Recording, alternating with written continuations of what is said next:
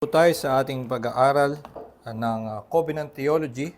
Yun yung tawag sa framework in the Reformed tradition upang maunawaan ang pagkakaisa ng luma at ng bagong tipan. Bagamat sa kasaysayan ng Christianity ay mayroong mga naging ganoong pananaw na nakikitang parang magkaibang Diyos ang nagpapakilala sa lumang tipan at sa bagong tipan.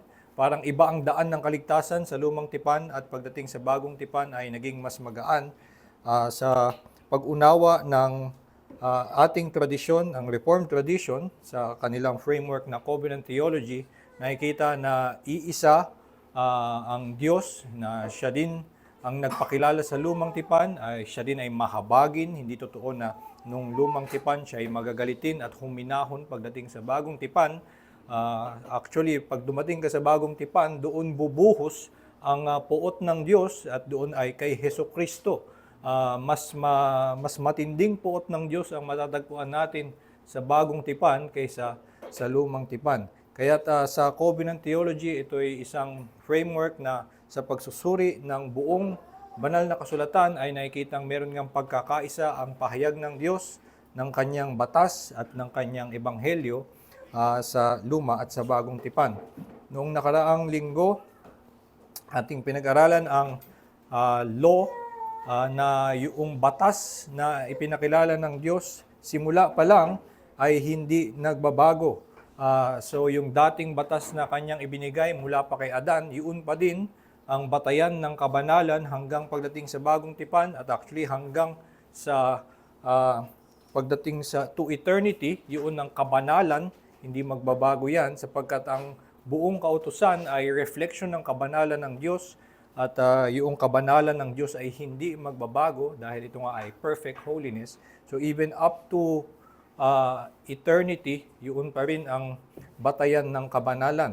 Sabi dito sa ating Confession of Faith, chapter 19 of the Law of God, paragraph 1, God gave to Adam a law of universal obedience written in his heart, by which he bound him and all his posterity to personal, entire, exact, and perpetual obedience, promised life upon the fulfilling, and threatened death upon the breach of it, and endued him with power and ability to keep it. So may binigay na batas doon pa lamang kay Adan na hinihingi sa kanya na mamuhay ng naayon sa kabanalan ng Diyos. Bagamat hindi natin mababasa sa Genesis na ipinonounce sa kanya yung same 10 commandments na ibinigay din sa Sinai, pero sa ating pag-unawa, yun nga din ang kabanalan noon pa man, hindi lang nakasulat noong panahon na yon. At ito'y may pag-unawa si Adan kung ano ang tama at mali. Pero nung siya'y nahulog at nasira niya yung tipan, na meron silang arrangement na doong una, kailangan si Adan dapat ay mamuhay na naaayon sa batas sa kanyang buong buhay at hindi niya kakainin yung buong bunga. Pero dahil nga he breached the law, he broke the covenant. So ito yung sunod na paragraph doon sa ating sa 68 sa Baptist Confession of Faith, chapter 7 of God's Covenant, paragraph 2.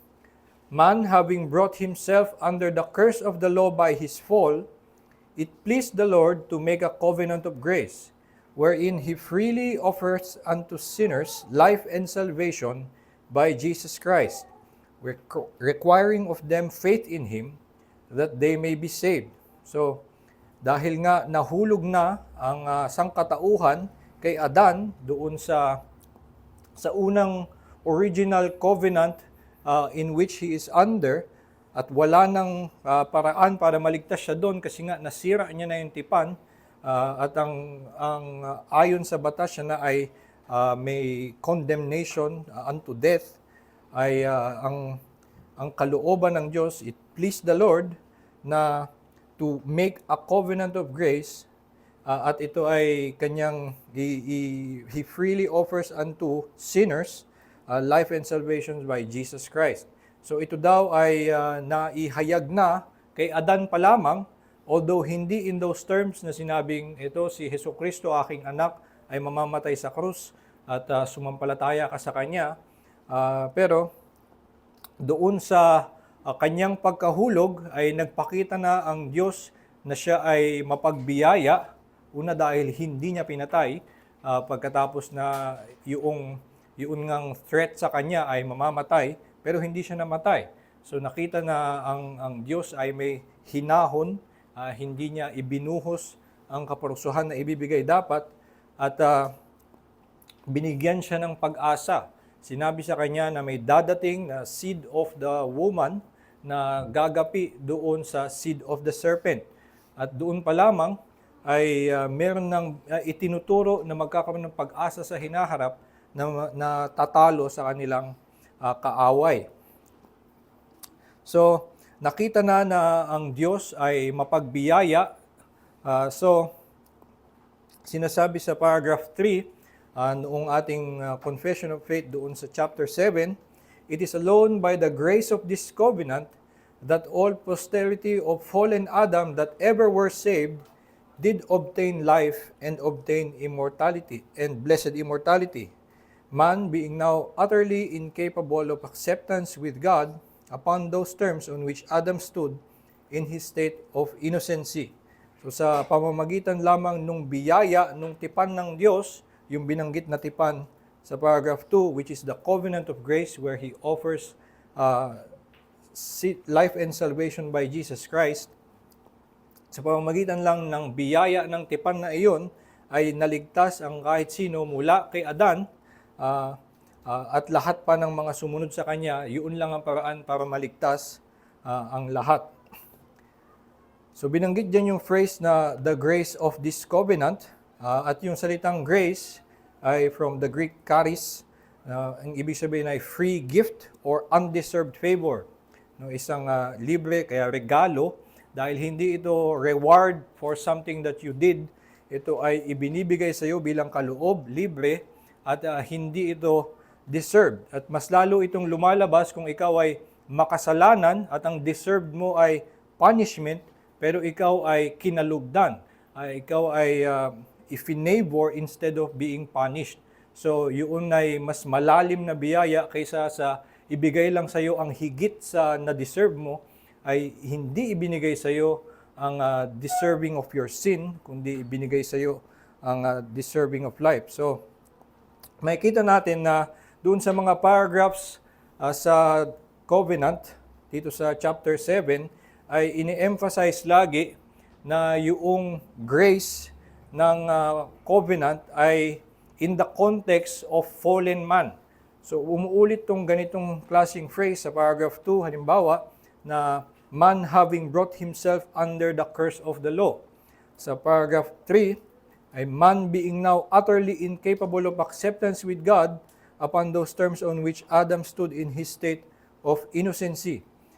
So laging binabanggit na yung objects of God's grace ay yung tao na nahulog or nasira na yung dating tipan, yung tipan ng gawa, the covenant of works, at dahil hindi niya na kayang maligtas sa pamamagitan ng tipan na yon, ang tanging paraan na lamang para siya ay maligtas ay yung biyaya ng Diyos na magbigay ng undeserved favor even to sinners. At ito yung gusto kong ating palawakin sa pag-aaral natin ngayon, kung ano itong grace of the covenant. At ang una na mahalagang matutunan natin about the grace of the covenant is that by the grace of the covenant, the sinner is pardoned and not punished. Ito yung pinaka ugat na dapat nating maunawaan about grace sa lengguwahe ng Catholic theology. Ang grace ay isang kapangyarihan na binibigay sa tao para siya ay maging mas mabuti. So, by God's grace, ikaw ay, kung ikaw ay kalugdan ng Diyos at bigyan kanya ng grace, para kang ibinibigyan ng gamot or may ini-infuse sa iyo na spirit, may idinadagdag sa iyo, at dahil doon, magkakaroon ka ng kakayanan na magawa yung kanyang batas, at pag nagawa mo na yung batas, ay naging mabuti ka na, pwede ka nang tanggapin ng Diyos. So, sinasabi pa rin ng Catholics, even si Pope yung Pope nila ay may pronouncement that we are Christians only by the grace of God. So, sinasabi nila yon na it's only by the grace of God, pero ang ibig sabihin sa kanila nun ay na dahil binigyan ka ng grace ng Diyos, ginawa ka niyang able to live according to the holiness that He requires, at na nagawa ka na niyang mas mabuti, at dahil mabuti ka na, pwede ka na niyang pagpalain ng kaligtasan. Pero in the biblical understanding of grace, kapag binabanggit ang grace, ito ay may favor mula sa Diyos, hindi na binibigyan ka ng kahit anong pagpapalakas sa iyo, though merong ganong sense din ng gift. Binabanggit minsan na by the gifts of God, you are enabled, may ganoon ding sense. Pero yung mas malalim na ugat ng grace ay na ikaw na makasalanan ay hindi pinaparusahan, kundi pinapatawad. So you are pardoned and not punished. Ito nga yung sabi sa Genesis 2:17, simula pa lang nung siya'y nahulog, bago siya mahulog, ang binigay na batas sa kanya ay na of the tree of the knowledge of good and evil you shall not eat, for in the day that you eat of it, you shall surely die. So ito yung kanilang arrangement in the garden, ito yung covenant of works na sabi nga dun sa isang statement sa chapter 19 of the law, na He required perfect, entire, exact, and personal obedience, pero hindi niya yun nagawa. So, dahil nasira niya yung batas, actually dapat siya ay mamamatay na. On the day that you eat of it, you shall surely die. Pero makikita nga natin yung grace of God dahil hindi siya namatay. Ito ang sinasabi ni Herman Bavinck sa librong Reformed Dogmatics, doon sa kanyang comment on that verse. Sabi niya, the punishment threatened is obviously not fully carried out, for Adam and Eve did not die the day they sinned, but lived on for many years afterward. Not only is the punishment not immediately applied to the full, but the punishment that is applied at the same time serves as a blessing. All that occurs at God's first encounter with fallen humanity is both proof of His wrath and a revelation of His grace. Yung tinutukoy niya dyan ay nung doon pa lang na nahulog ang si Adan, at ayon sa batas, ayon sa kabanalan ng Diyos, dapat siya nga ay mamamatay na. Pero ang naging encounter ng Diyos with Adam ay una, hindi siya pinatay at tinawag siya, Adam, asan ka? So tinatawag pa siya ng Diyos na lumapit sa kanya. Alam naman ng Diyos na siya'y nahulog, alam niya ang ginawa, hindi na nagtataka ang Diyos at asan kaya siya hindi ko makita kasi nagtago daw. Hindi ganun yung ibig sabihin nung hinanap siya ng Diyos.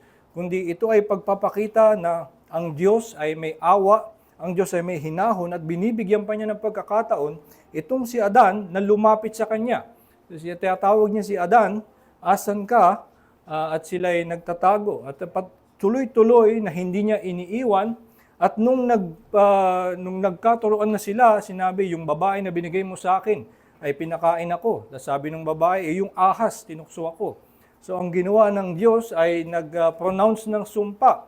At doon sa pag-pronounce niya ng sumpa, ay doon lumabas yung kanyang pangako na may tagapagligtas na dadating. So ito yung kanyang sinasabi na all that occurs at God's first encounter with fallen humanity is proof of His wrath and a revelation of His grace.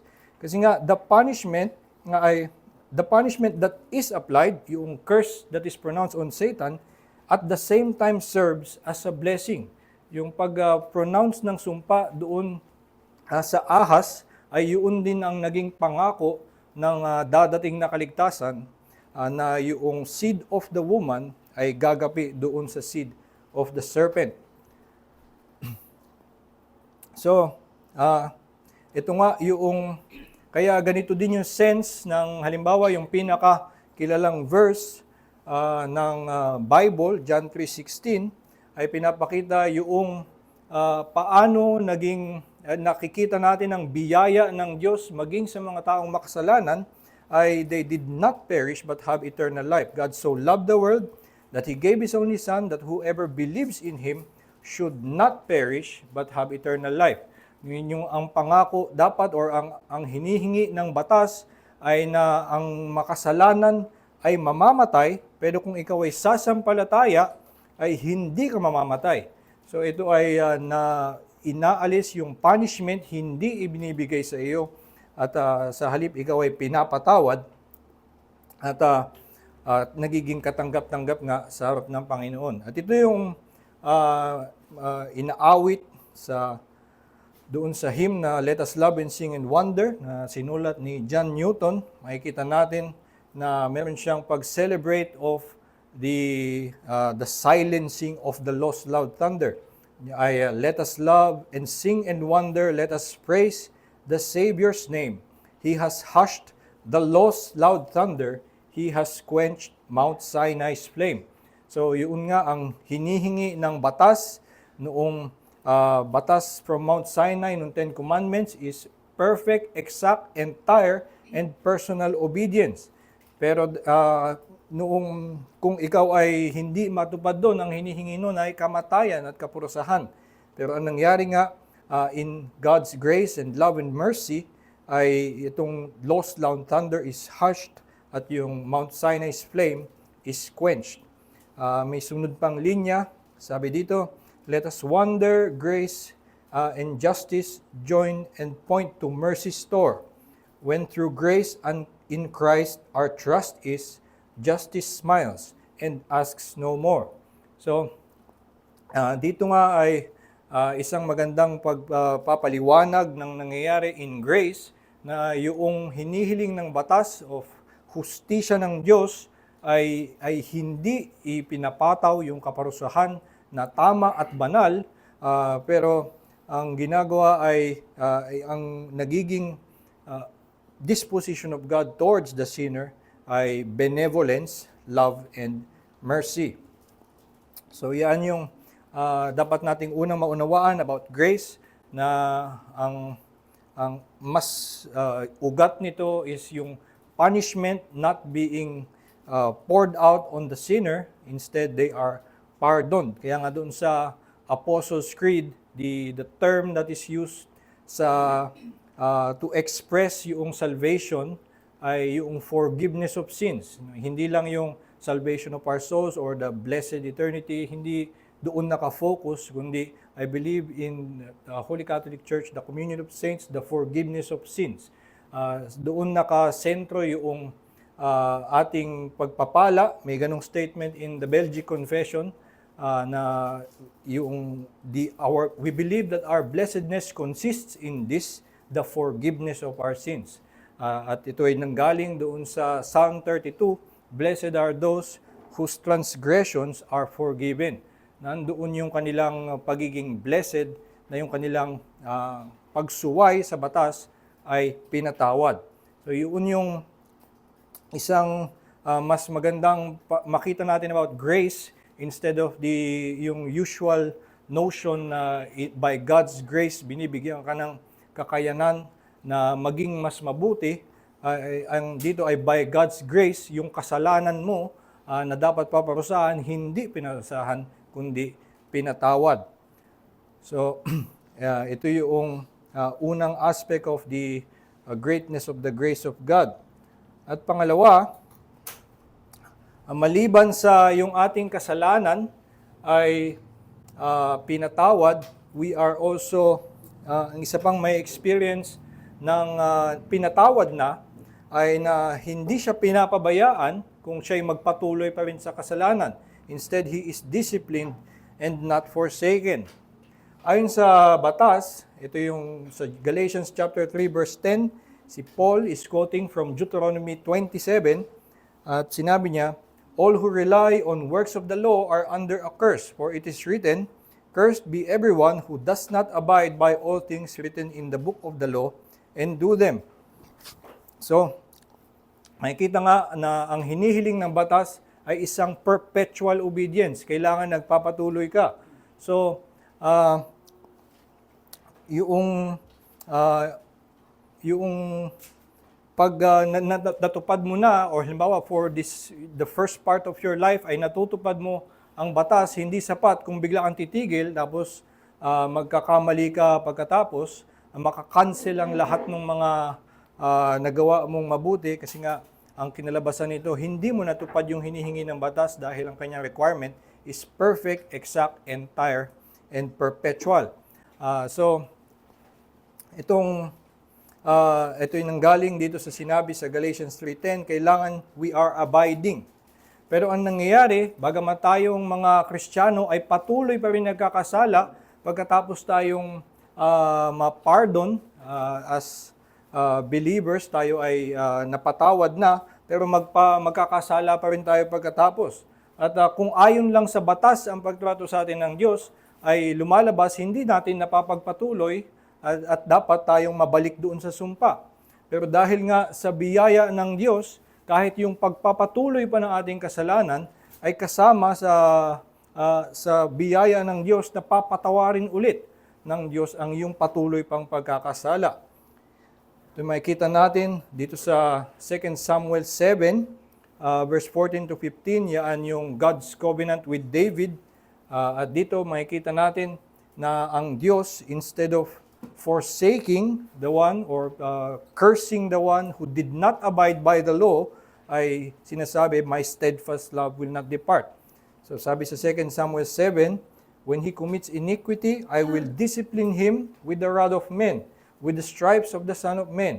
But my steadfast love will not depart from him. So kung ang hinihingi ng batas kanina ay na you should be cursed kung hindi ka nagpatuloy sa kabutihan ng Diyos, sa kanyang biyaya, kahit magkasala ka, ang gagawin ng Diyos ay didisiplinahin ka at hindi aalisin ang pag-ibig sa iyo. Ito na sinabi sa Isaiah 54, ang subheading nito sa ESV ay The Covenant of Peace. Binanggit yan dyan sa verse 10. The mountains may depart and the hills be removed, but my steadfast love shall not depart from you, and my covenant of peace shall not be removed, says the Lord, who has compassion on you. So ganito ang biyaya ng Diyos na yung mga pinatawad ng Diyos ay hindi nilagay lamang on parole. Minsan ganun ang iniisip na tingin na kaligtasan sa mga mananampalataya. Pagkat kung ikaw ay sumampalataya ngayon, ay para kang nakalabas sa preso at ngayon meron kang probationary period na titignan natin kung mabuti ka na kasi nakalaya ka na. Kapag magkasala ka ulit, magkamali ka ulit, babalik kita sa kulungan. Yun yung minsang tingin sa pagliligtas ng Diyos, binigyan ka lang ng second chance na bumalik doon sa covenant of works.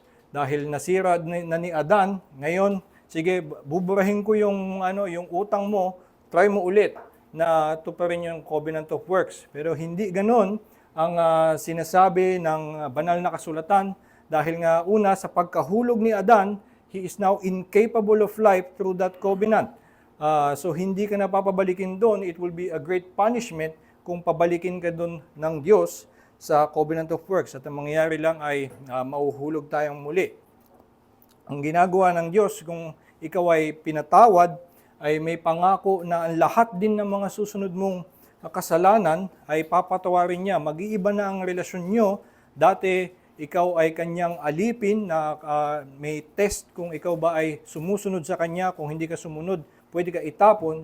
Ngayon, ikaw ay kukup-kupin niya bilang anak.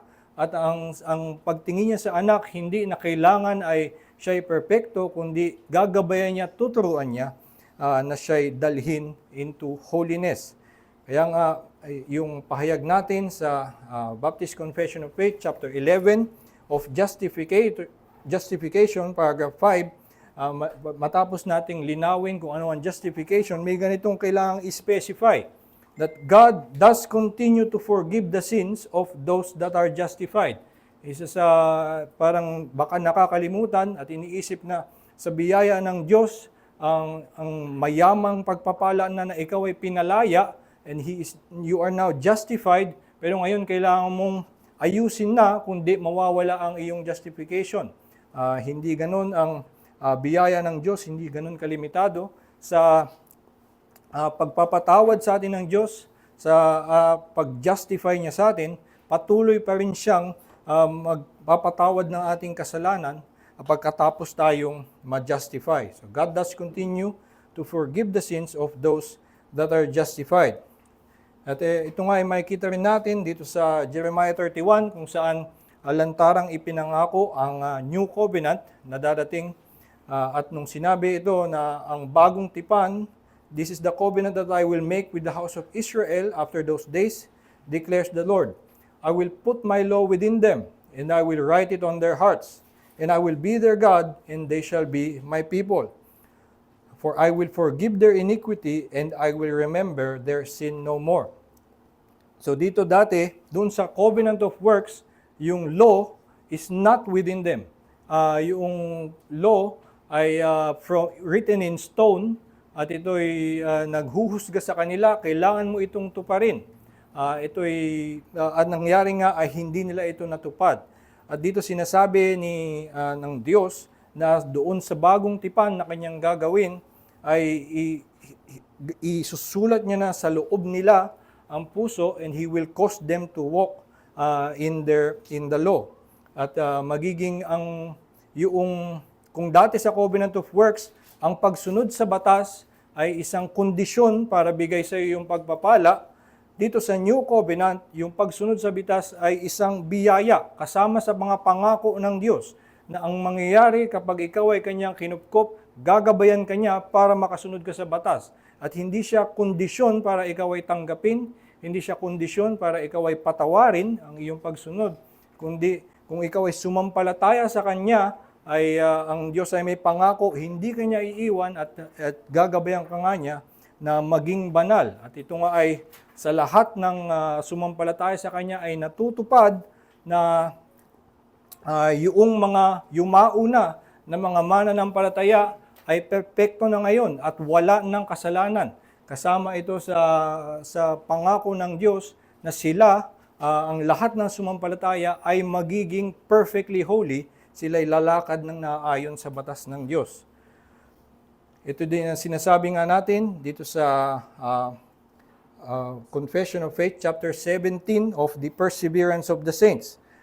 Yung ating pinapahayag na doctrine about the perseverance of the saints, they whom God hath accepted in His beloved, effectually called and sanctified by His Spirit, can neither totally nor finally fall away from the state of grace, but shall certainly persevere therein to the end, and be eternally saved. So, at atin ngang pinaniniwalaan na ang lahat ng sumampalataya sa Diyos ay magiging persevering ang kanilang pananampalataya at hindi sila finally mag-fall away. Hindi mangyayari na kung ikaw ay sumampalataya nung una ay eventually mawawala ang iyong pananampalataya, mawawala ang iyong kaligtasan.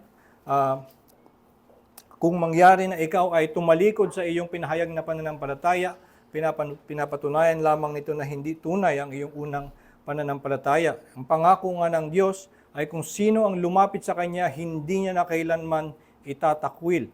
So ito ang yung pangako ng perseverance na ang Diyos ay hindi titigil sa Kanyang pag-ibig sa iyo.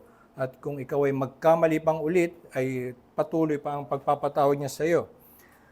At yung sunod na paragraph ay naglilinaw na ang ating perseverance ay hindi nakadepende sa ating sariling lakas. The perseverance of the saints depends not upon their own free will, but upon the immutability of the decree of election, flowing from that free and unchangeable love of God the Father, upon the efficacy of the merit and intercession of Jesus Christ, the abiding of the Spirit and of the seed of God within them, and the nature of the covenant of grace, from all which arises also the certainty and infallibility thereof. So, dito ay pinapahayag na kaya tayo nagpe-persevere ay hindi dahil sa ating sariling lakas, hindi dahil sa ating sariling kagalingan na free will, kundi dahil sa biyaya ng Diyos. Ang mga binanggit ay the free and unchangeable love of God, the immutability of the decree of election, the efficacy and the merit of and intercession of Jesus Christ, and the abiding of the Spirit and of the seed of God within them. So ang lahat may bisa para ikaw ay mag-persevere ay galing sa Diyos at hindi sa iyo. That's God's election, the Christ's intercession, and the Spirit's abiding. At lahat ng ito ay from the nature of the covenant of grace. Dahil nga ang covenant of grace is a free offer of life and salvation by Jesus Christ. At kung yun ang kanyang offer, hindi na nga nakabase sa kung ikaw ba ay nagpapatuloy doon sa pagsunod sa batas, kundi mahulog ka man, paulit-ulit ka mang mahulog at patuloy kang magkamali, ay na patuloy ang Diyos, hindi tumitigil ang kanyang pag-ibig at patuloy si Kristo sa pananalangin sa iyo at ang Espiritu ay nananatili sa iyo para ikaw ay panumbalikin. At ito nga yung isang inaawit doon sa kanta ni Fanny Crosby, All the Way My Savior Leads Me. Sabi, all the way my Savior leads me, cheers each winding path I tread, gives me grace for every trial, feeds me with the living bread. Though my weary steps may falter, and my soul athirst may be, gushing from the rock before me, lo, a spring of joy I see. So dito binabanggit nga na ang kaligtasan sa atin ay hindi natatapos na dadalin ka lang dun sa daan na okay, ikaw ay may sakit ngayon or pilay ngayon, papagalingin ka lang ni Kristo at pag magaling ka na, sige bahala ka nang dumaan dun sa papunta sa langit, ikaw nang bahalang dumaan dyan sa narrow road. Ang sinasabi ngayon dito na pinapahayag ng awit ni Fanny Crosby ay ang Diyos ay sasamahan tayo sa buong daan and cheers each winding path I tread, and though my weary steps may falter, ikaw man ay padapa-dapa, ay makakakita ka pa rin na ito, gushing from the rock before me, a spring of joy I see. Yung ating Panginoon ay patuloy na umiibig, nagpapatawad, gumagabay at nag-encourage sa atin na magpatuloy dun sa daan, kahit na tayo ay pamali-mali. Ito nga yung pangalawa, the grace of the covenant, na hindi lamang tumitigil doon sa ating justification na we were pardoned and not punished, kundi pagkatapos tayong ma-pardon, hindi tayo on probation, kundi pagka-pardon sa iyo, you are adopted as His child. At bilang kanyang anak ngayon ay gagabayan ka na niya kahit na sa ngayon ay puno ka pa rin ng kasalanan, ay may patience ang Diyos sa iyo at siya'y gagabay sa iyo sa buong daan. So, itong lastly, doon sa grace of the covenant na tinuturo sa atin, ang grace of the covenant ay hindi lang sa tayo ay inalis yung punishment, so tayo pinardon, at kung dapat sa mga hindi nagpapatuloy ay dapat nang iwan, dapat na yun na sila ay to be cursed. Pero maliban pa doon ay tayo ay i-glorify, tayo ay i-bless beyond what our goodness can ever attain, and we will not be destroyed. So, yung pagpapala sa atin ay ibubuhos sa atin yung merits of Christ, which never any one of us can ever attain. Ganun kalaki yung grace, which yung define nga natin na grace, undeserved favor, yung pabor sa atin ng Diyos na ibinibigay sa atin ay lampas-lampas pa na tayo ay i-glorify. Merong sinabi yung isang sikat na mangangaral, si Paul Washer, na pwede sana, and it's still an amazing grace, kung ang gagawin lang ng Diyos para sa ating kaligtasan ay ilagay tayo sa impyerno for 10,000 years, tapos ibabalik na tayo. Meron na tayo uling buhay. Pwede rin na gracious pa rin ng Diyos kung instead of punishing you, condemning you to hell, ay gagawa siya ng isang peaceful, comfortable planet away from Him, at papanatilihin kayo doon. At least hindi ka namatay.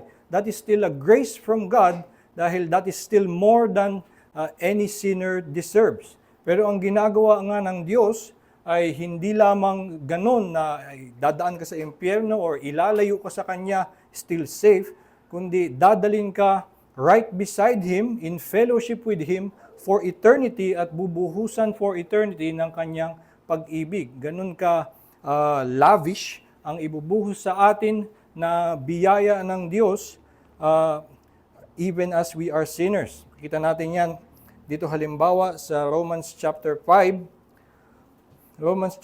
verse 15 to 18, sabi ni Paul, "If many died through one man's trespass, much more have the grace of God and the free gift by the grace of that one man, Jesus Christ, abounded for many. For if, because of one man's trespass, death reigned through that one man, much more will those who receive the abundance of grace and the free gift of righteousness reign in life through the one man, Jesus Christ." So yung pagkawasak na dinala daw ni Adan, isang matinding pagkawasak ang naidulot ng pagsuway ni Adan sa utos ng Diyos. Pero sinasabi dito na yung pagtupad ni Kristo ay napakadakila, napakabanal, na mas itataas ka nung pagtupad ni Kristo kaysa nung pagbaba at pagwasak sa iyo ng kasalanan ni Adan. At ang pinakalabasan nga, you reign in life through the one man, Jesus Christ. So, ito nga yung sinasabi rin sa Ephesians 2:4-7, na sa yaman ng biyaya ng Diyos, being rich in mercy because of the great love with which He loved us, even when we were dead in our trespasses, He made us alive together with Christ. By grace you have been saved, and raised us up with Him, and seated us with Him in the heavenly places in Christ Jesus, so that in the coming ages He might show the immeasurable riches of His grace in kindness toward us in Christ Jesus. So ganito ang pagbuhos ng biyaya ng Diyos sa makasalanan. Ikaw ay sumampalataya lamang, at pagkatapos mong sumampalataya ay nagpatuloy ka pa rin sa kasalanan dahil na ganito tayo kahina, ganito tayo karumi. Pero sa biyaya ng Diyos, ikaw ay dadalin hanggang sa katapusan, ay magiging puspos ka ng kabanalan, itatabi ka kay Hesukristo, at patuloy pang ipapakita sa iyo ang yaman ng Kanyang pag-ibig, at meron tayong eternal increase of joy as we behold this eternal, immeasurable riches of His grace. Ito nga ay sinasabi doon sa awit na "To God be the glory. Great things He hath taught us, great things He hath done, and great our rejoicing through Jesus the Son. But purer and higher and greater will be our wonder, our transport, when Jesus we see." So, ito yung mga napakalaking pagpapala sa atin ng Diyos na yung binanggit natin ay na we are pardoned. Tapos pagkatapos na we are pardoned, He is patient with us. At pagkatapos na He is patient with us throughout our whole life of faltering, ay tayo ay dadalin pa sa langit at for eternity ay pagpapalain at bubuhusan ng Kanyang pag-ibig. At ito ay makikita natin dito sa statement on Westminster Confession of Faith, chapter 14 of Saving Faith, paragraph 2. Ito ay madalas ko nang banggitin dati. Pero makikita natin dito, the principal acts of saving faith are accepting, receiving, and resting upon Christ alone for justification, sanctification, and eternal life by virtue of the covenant of grace. Doon nga sa tipan ng Diyos na maging mapagbiyaya doon sa tao na sumira sa Kanyang batas, ay sa Kanyang kalooban, siya ay pagpapalain, merong justification, sanctification, and eternal life by virtue of the covenant of grace. So nakikita natin dito kung gaano yung biyaya nitong tipan ng Diyos. The covenant of grace secures for undeserving sinners, una itong justification, which is yung pardon instead of punishment, at yung sanctification, which is God's steadfast love despite stubborn sin, at itong eternal life na isang reward that is beyond na doon sa anything that we deserve, as pardoned sinners. As pardoned sinners, it would have been enough to just have been kept in a safe place, even away from God, na pwedeng makatikim lang o makasilip ng konting dim mirror through a mirror of glass na makita ang kaluwalhatian ng Diyos. Pero ang gagawin nga niya ay papakita sa atin at ibubuhos sa atin for eternity ang kanyang pag-ibig. Makikita natin kung ganong ang biyaya ng Diyos sa kanyang pagliligtas even to sinners who have broken His covenant ay kanyang ililigtas ng lubusan for eternity. Yun po yung lesson ko on the grace of the covenant. Nawa nagkaroon tayo ng paglawak ng pag-unawa kung gaano kalaki ang biyaya sa atin ng Diyos sa kanyang tipan. Meron po bang mga tanong?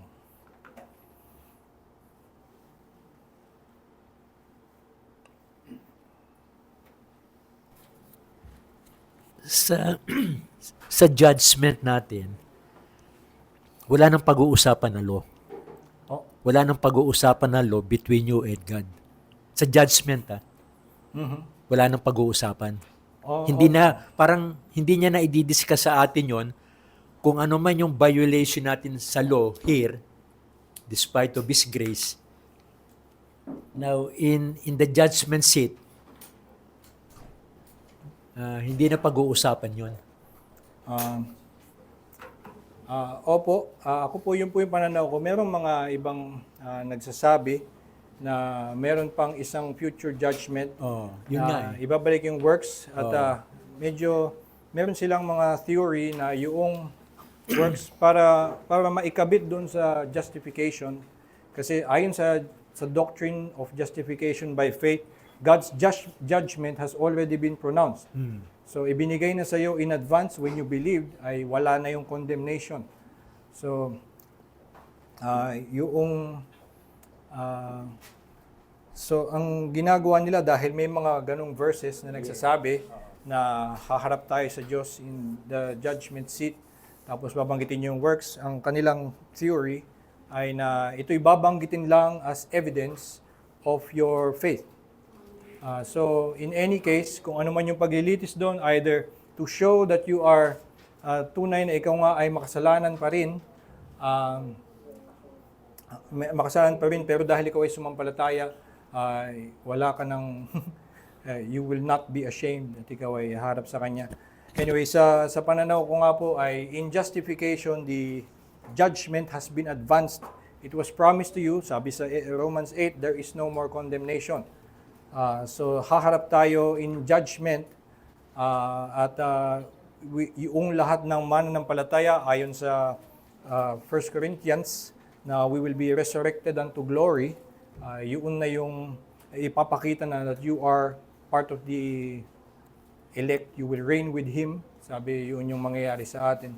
So, hindi na nga po batas ang batayan ng believer, kundi dahil ikaw ay sumampalataya, kinancel na yun, at pinatawad ang iyong kasalanan. Tanggap ka na, tinupad na yun ni Kristo. So, kung meron mang a drama that na magaganap, na kaharap tayo, ganon, tapos dadating si Kristo, sasabihin, bayad ko na yan. In any case, ang sure tayo, ang pangako sa atin, ay na ang sumampalataya will not enter into judgment. So, hindi na ako mag-worry that this law will be used against me once I'm in the judgment seat of Christ. Opo, hindi na po mangyayari yon na yun ay magko-condemn sa iyo, hindi yun makabisa. Meron ka dapat confidence to stand behind Christ. Well, totoo naman na according to the law which still stands even on the judgment day and for eternity, according to the law you are a sinner, at according to the law you do not deserve to be forgiven. Pero according nga din to the gospel ay ikaw ay ligtas na, covered na ang iyong kasalanan, and therefore yung punishment of the law will not be carried out, you will not perish, you have eternal life. Yun yung po yung pangako ng gospel, and we can be sure of that. Second question. Yes po. Yung sa Jeremiah, may nabanggit doon, maibalik mo doon sa Jeremiah 32 kanina. 31. 31 ba yun? 31. Yan. Opo. Yan. I will put my law within them And I will write and I it will on their write it hearts. on their hearts. Opo. Nasabi mo, that is it refers to the new covenant Opo. kasama na sa New Testament. Now my question is, kung tayo ay under grace we are now under grace, living in grace in the new covenant, why still there? Bakit pa ilalagay ng Panginoon yung law niya within our hearts? Kung tayo ay we are now living in grace. Bakit is there still a need for God to put that law within them and write it? Sinabi po diyan, isusulat ko sa mga puso nila. Ay paano pa isusulat? I am already living under grace. Is there still, bakit ganon? Opo. Thank you. Yung ibig sabihin dyan ng writing the law in your hearts ay hindi to condemn you, kundi this is a figurative language to mean that you will be caused to walk. Yun yung mismong ginamit na expression sa Ezekiel 36. Hindi ko lang wala akong slide dyan, pero ang Ezekiel 36, yun yung pagkaka-describe simula verse 26, I will give you a new heart and a new spirit I will put within you. I will remove the heart of stone from your flesh and give you a heart of flesh. I will put my spirit within you and cause you to walk in my statutes and be careful to obey my rules. So, yung grace ng Diyos ay hindi na ika-cancel yung batas na hindi na ito ngayon banal. Hindi naman ganun na nangyayari sa gospel ng Diyos. Ang sinasabi niya, yung paglabag mo dyan ay pinapatawad. Pero hindi ibig sabihin nun ngayon na hindi na tama yung batas. Yun pa rin yung tama. So ang ginagawa ng Diyos in His grace, not just forgive your sins, but causes you to walk in that law, in that same law. So yung pagkaka-describe natin last week sa law of God, na ang nag-iba ay yung relationship natin sa law. In the covenant of works, the law is yun yung condition to be accepted before God. Pero under the covenant of grace, we are no longer under the law as a covenant of works. Yun po yung ibig sabihin ng no longer under the law. Hindi na siya yung kondisyon para ikaw ay matanggap, kundi kasama na siya sa pagpapala ng Diyos dahil tinanggap ka na niya.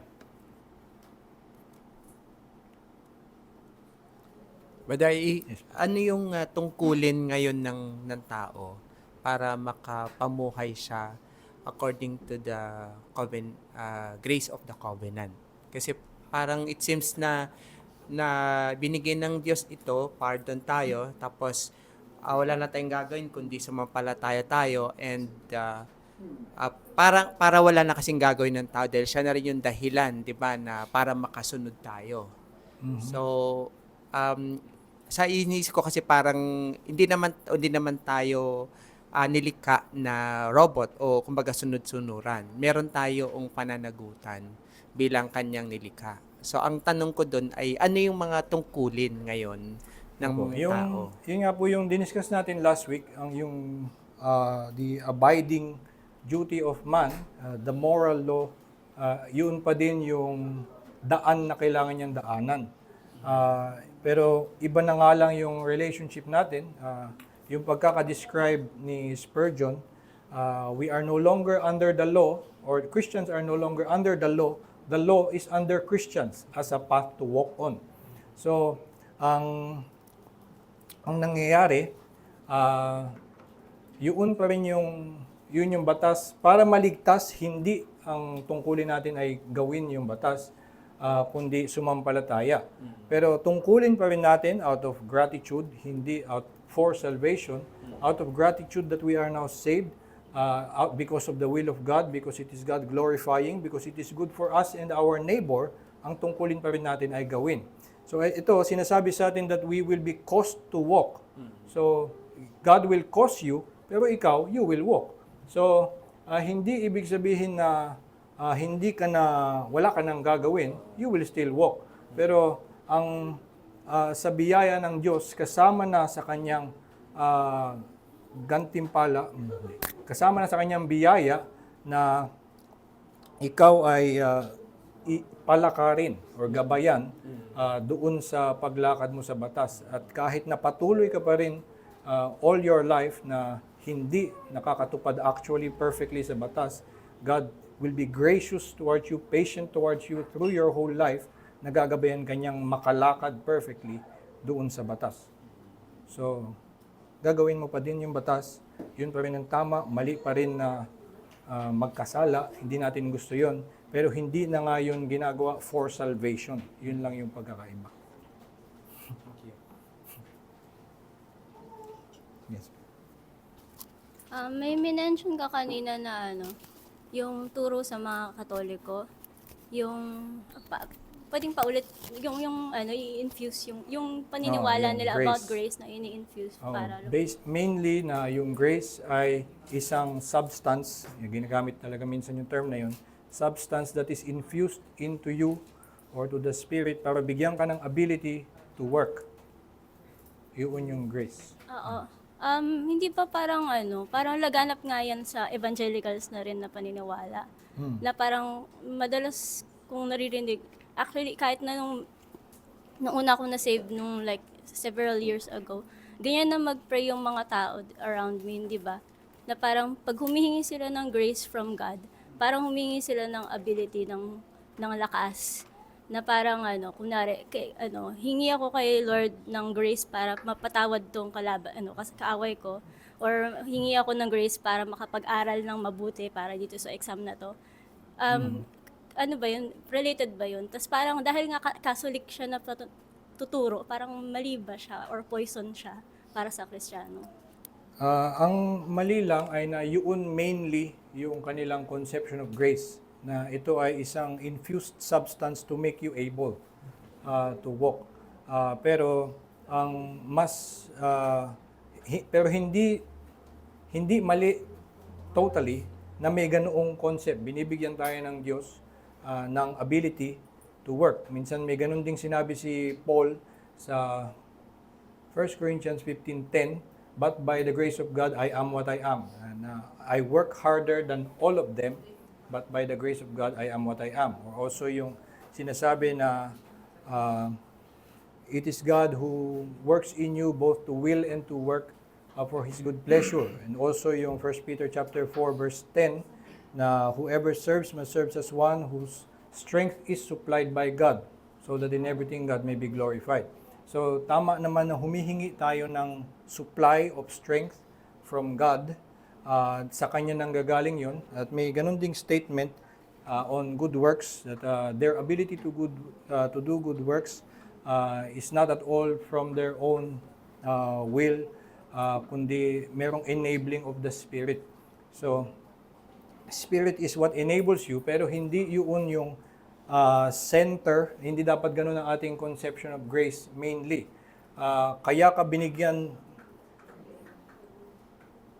Kaya ang Diyos ay nagkaroon ng grace to even look at you and give you His Spirit ay dahil He pardoned you for your sin. Kung naintindihan mo ba? Nakuha ko ngayon, parang dapat ba i-rephrase natin yung mga prayers natin na instead of asking for the grace of God, kunwari, para makapag-aral para sa exam, parang yun, di ba doon nanggagaling yung confusion. Kaya naiisip natin na yung grace ay yung lakas. Magkahiwalay yun. Hindi ba ganun yung problema? Na parang gracious ang Lord to look upon me at all. Pero tas ang binibigay niya sa akin ay lakas. Parang Tingin ganun. ko hindi naman necessarily na kailangan nating alisin from our prayers or from our thinking na ang Diyos ay nagiging gracious to us to help us. Totoo naman yun. Pero kailangan nating mas i-embrace yung grace as favor to us sinners. Na siya ay nagiging favorable to us even though we do not deserve it. Instead of removing yung prayer for ability, maging we should reflect more on the grace of God towards us as sinners para maging mas malaki yun sa atin kaysa dun sa ability. So ano, parang walang problema dun sa prayer nung humihingi ka ng grace para makapag-aral para sa exam? Or meron ka bang papalitan na language dun sa prayer na yon? Wala necessarily akong papalitan. Hindi ko okay lang humingi ng supply and strength and discipline and all the spiritual graces.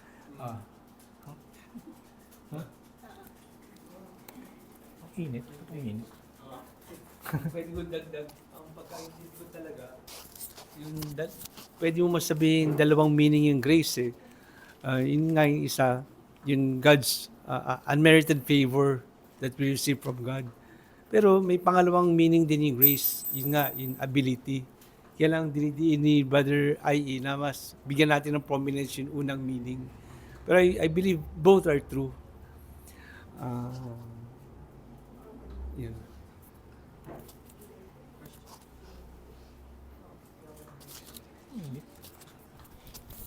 Gusto ko lang i-clarify yung timing ng Covenant of Grace. Kailan siya na-ratify? Based dun sa slide Ratify. nung Alin yun? nagkasala si Adam, in effect na agad yung Covenant of Grace. Tama ba In yun? effect. O kasi di ba, yung sa amin, parang pagkakano ko, may Covenant of Works muna, tapos walang grace yung Panginoon. Tapos pumalpak. Tapos eto na, nag-Covenant of Grace na pa. So, yung Covenant of Grace ay nagliligtas na ever since Adam. At ako paniniwala ko, doon may mga naniniwala na si Adam ay hindi ligtas. Pero tingin ko si Adam mismo ay also not in Adam anymore. Pero in Christ na. So, si Adam was also saved by the Covenant of Grace. Though, yun nga, mayroong pagkakaiba and differences sa details ng mga tao sa pagpapaliwanag nila dito. Kung noon pa lang ay nakipagtipan na ang Diyos ng Covenant of Grace at openly sasabihin ko na ako sa pananaw ko hindi pa. Yun ay hindi pa Covenant of Grace yung kanyang hindi pa ratified at least. Ang ginamit na term sa Confession of Faith ay revealed. The Covenant of Grace is revealed to Adam, revealed first of all to Adam. So, na ihayag sa kanya yung Covenant of Grace and doon sa paghahayag na yon, it was already effective in saving. Pero yung mismong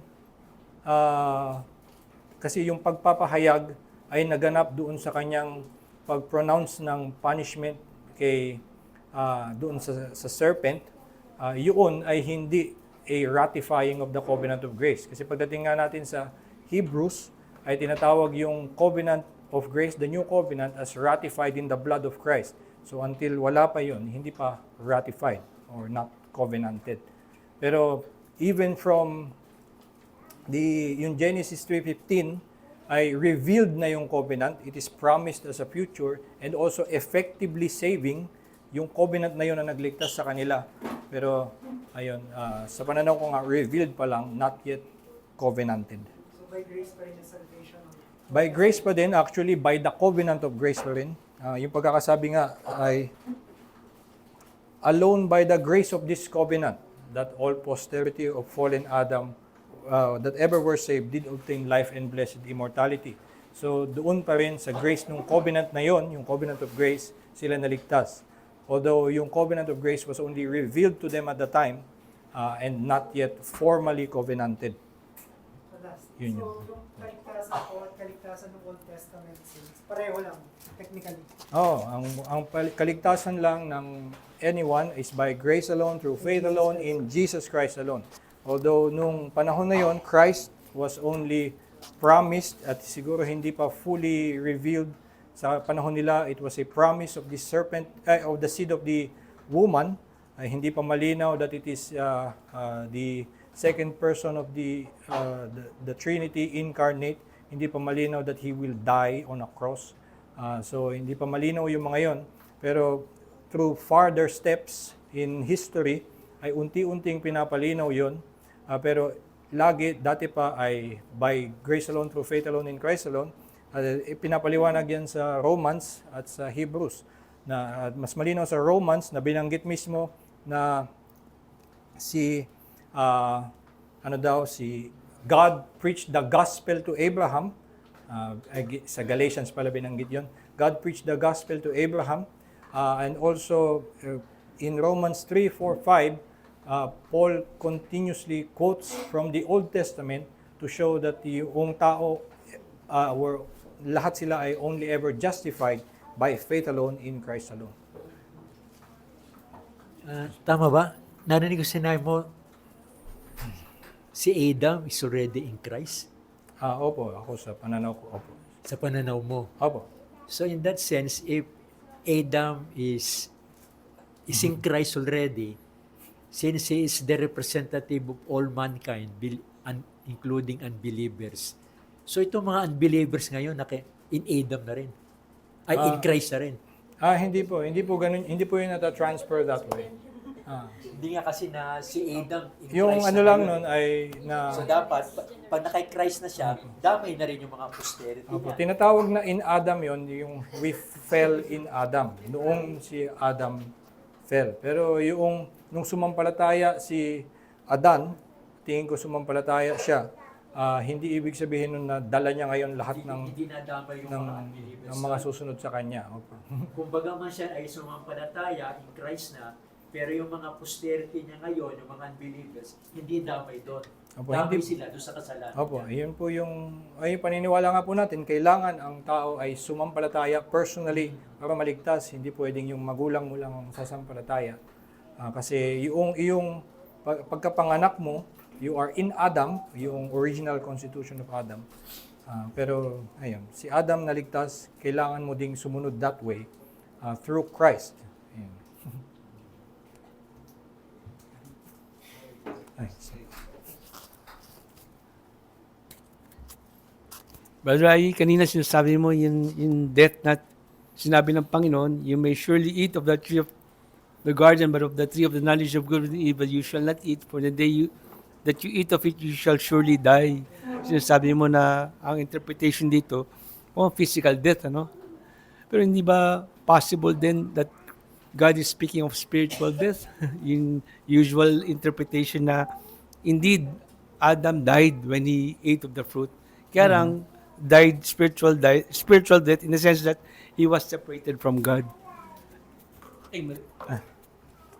Opo, may ganun din. Actually, yung buong quote nito, yung kinuot ko si Bavinck, yan, yung part na dot sa simula, sabi niya ay, if this threat is interpreted literally, yun, sabi niya, the punishment threatened is obviously not fully carried out. Yun yung kanyang binanggit na kung ililiteral natin yung sinabing in this day. Pero yung meron nga in a sense, at totoo din yung in a sense, they died. Yung death came to all men, ganun din yung sinasabi ni Paul sa Romans, in Adam, all died. So, namatay that way, spiritually. Pero, ayun nga din, in a sense, ay ang Diyos pa rin ay naging mapagbiyaya sa Kanya. At kaya nga ako may paniniwala din na gracious ang Diyos sa Kanya for quite a long time, kasi nga una hindi siya pinatay that moment, binigyan siya ng pagkakataon at nakita natin na nagpakita siya ng pananampalataya, though hindi binanggit explicitly, pero pagkatapos na bigyan ng pangako na ang isa sa kanilang seed ay magliligtas sa kanila, sila ay nagkaanak. At yung mga pinangalan nila sa anak, God has helped me. Yun yung kanyang pinangalan dun sa kanilang anak. So, parang nagpapakita ito na sila'y sumampalataya sa Diyos after they have fallen. So that seems to be na nakakita siya ng grace from God. At yun nga yung iba pang sinabi na isa pang madalas i-point out na God killed an animal para sila'y bihisan. So may picture din of what will happen na may isa sacrifice to cover their nakedness. So may may ganong mga nangyari noong siya'y namatay. So God was gracious to them. At kasama din doon na hindi siya pinatay agad. In a way. So possible na spiritual death ngayon. Actually, tingin ko in a sense, yes, spiritual death nga. Pero meron ding sense na mamamatay sila. Dahil last siguro to. Upon hearing the grace of the covenant, posible ba na yung tao na nakarinig nun ay maaari ba na nakatanggap siya ng biyaya ng Panginoon? Nang hindi naman halimbawa hindi niya na-express o halimbawa hindi niya na nasasabi ganyan upon hearing the grace of the covenant. For example, merong nangaral tapos na napakinggan niya pero hindi niya na-express, hindi naman niya na-ikwento. Posible ba 'yun na mangyari? Pwedeng mangyari na hindi natin nakita, pero laging tinatawag sa scripture, hindi lang hearing, kundi hearing with faith. So, at madami ding sinasabi na there are those who hear but do not obey, or may nakakarinig pero hindi nagiging ayon doon, so bali not with faith. So may hindi sapat na the proclamation is heard audibly or the vibrations of the sounds are umabot sa kanyang tenga. Hindi lang ganung klaseng hearing, kundi na ito ay may faith. At kahit hindi niya ipahayag yun, ang mangyayari lang ay hindi natin nalaman, pero basta siya ay may tunay na pananampalataya in his heart at siya ay tinanggap niya yung pagpapalang ipinangako, yun ay tunay na pananampalataya at tunay siyang ligtas, sigurado yun. May mangyayari sa kanya. I mean, after Lahat ng mga tunay na tumanggap ng biyaya ay tinatanggap si Kristo ng buo at ang lahat ng kanyang pagpapala, and therefore natanggap ang Espiritu at gagabayan ka nga ayon sa pangako ng Diyos, gagabayan kanyang magbago, babaguhin ang iyong buhay, dadaling ka into glory. So may mangyayari doon, pero pwedeng mangyari na kahit nananampalataya siya, pwedeng hindi niya na ipahayag, hindi natin necessarily masasabing hindi pa siya ligtas hanggat hindi siya nagpapahayag, di lang natin alam. Anyway, so yun na, naging mahaba na ang usapan at pwede na tayong magtapos ngayon dahil maaga naman tayo simula. Tayo po yung mag-close in prayer.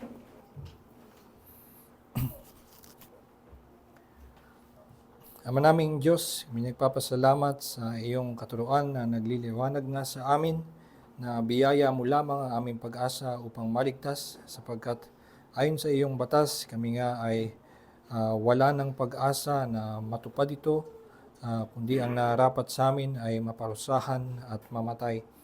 Ngunit sa iyong ang biyaya sa pamamagitan ni Hesus Kristo, nagbigay ka ng daan para maging ang mga makasalanan na sasampalataya kay Kristo ay maaaring maligtas, matanggap ang iyong biyaya at makarating na makapiling mo ng walang hanggan. Salamat nga sa iyong biyaya, Panginoon, at nawa tulungan mo pa kami sa aming pag-aaral ng Biblia na lalo pang lumiwanag ang katotohanan ito, nang sa gayon nga ay tumibay ang aming pananampalataya at lumalim ang aming kagalakan at tumaas ang aming paborit. Pasalamat sa iyo. Ito po aming dalangin sa Panginoon Yesus. Amen.